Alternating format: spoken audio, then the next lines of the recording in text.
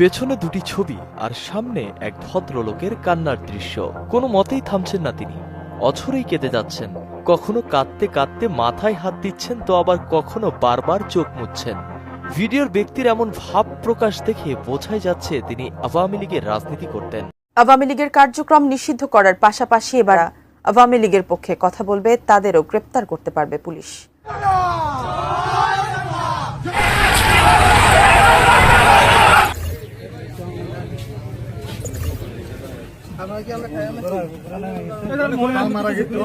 Doctor Mohammad Yunus, আপনাকে আমাদের অনুষ্ঠানে স্বাগত জানাই। আমরা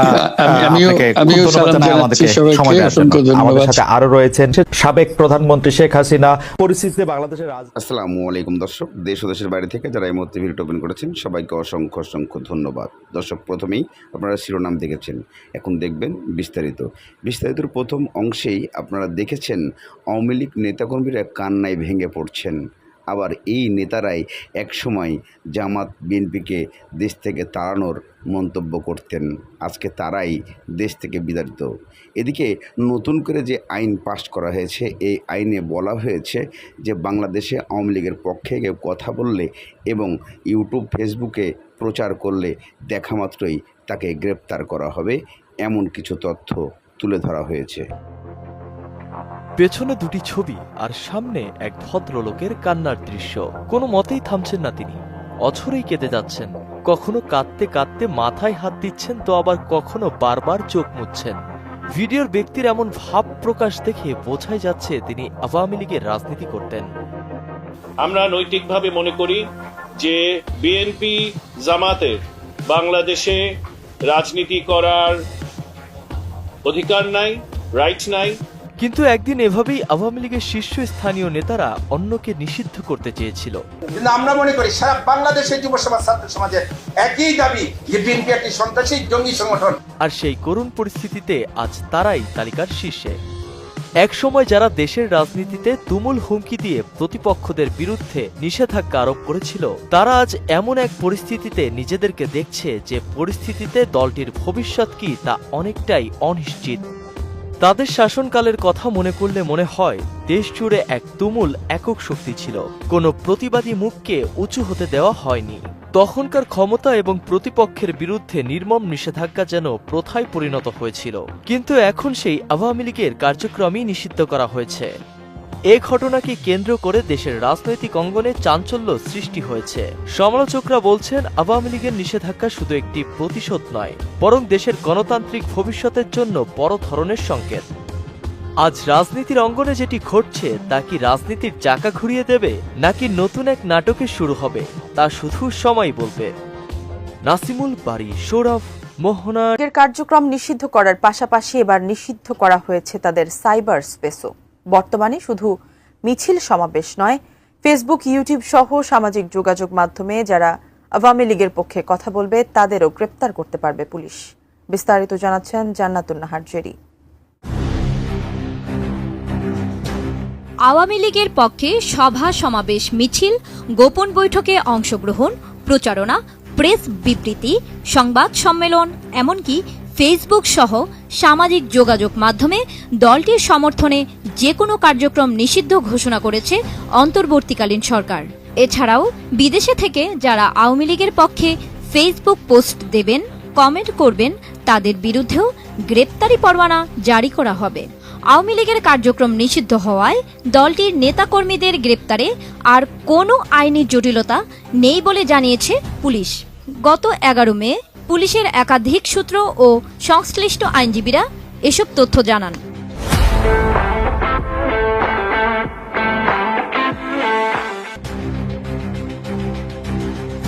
ওই সূত্র থেকে জানা গেছে, সোমবার আওয়ামী লীগের কার্যক্রম নিষিদ্ধ করে সরকারি আদেশ জারি হতে যাচ্ছে। এরপরই ঢাকা রেঞ্জের ডিআইজি রেজাউল করিম মল্লিক বলেন, নিষিদ্ধ সংগঠনের কোনো কার্যক্রম ঢাকা রেঞ্জে চলতে দেওয়া হবে না। এ বিষয়ে এসপিদের স্পষ্ট নির্দেশ দেওয়া হয়েছে। যারা নিষিদ্ধ সংগঠনের সাথে, নিষিদ্ধ কার্যকলাপের সাথে জড়িত, তাদেরকে সবাইকে আমরা আইনের আওতায় নিয়ে আসবো। এক্ষেত্রে কাউকে বিন্দুমাত্র ছাড় দেওয়া হবে না। সাইবার অপরাধ দমন শাখার এক কর্মকর্তা জানান, ফেসবুক, ইউটিউবে আওয়ামী লীগের পক্ষে কেউ কিছু বললে, পোস্ট দিলে বা মন্তব্য করলে, এমনকি বিদেশে বসে করলেও তাদের বিরুদ্ধে সাইবার সিকিউরিটি অ্যাক্টে মামলা করা যাবে। দেশে ফিরলেই গ্রেপ্তার হবে। সাবেক আইজিপি নুরুল হুদা বলেন, নিষিদ্ধ সংগঠনের সদস্যদের বিরুদ্ধে গ্রেপ্তারে আর কোনো প্রশ্ন থাকবে না। সরকারের জারি করা আদেশ অনুযায়ী পুলিশ আইনগত বৈধতা পেয়েছে। সুপ্রিম কোর্টের আইনজীবী আমিনুল ইসলাম বলেন, পেনাল কোডের 188 ধারায় বলা হয়েছে, সরকার কোনো আদেশ জারি করলে তা অমান্যকারীকে 6 মাস পর্যন্ত কারাদণ্ড দেওয়া যেতে পারে। সরকার কোনো আদেশ জারি করলে তা অমান্যকারীকে 6 মাস পর্যন্ত কারাদণ্ড দেওয়া যেতে পারে। এদিকে অনলাইনেও আওয়ামী লীগের কার্যক্রম নিষিদ্ধ করার সিদ্ধান্ত হয়েছে বলে জানিয়েছেন আইন উপদেষ্টা আসিফ নজরুল।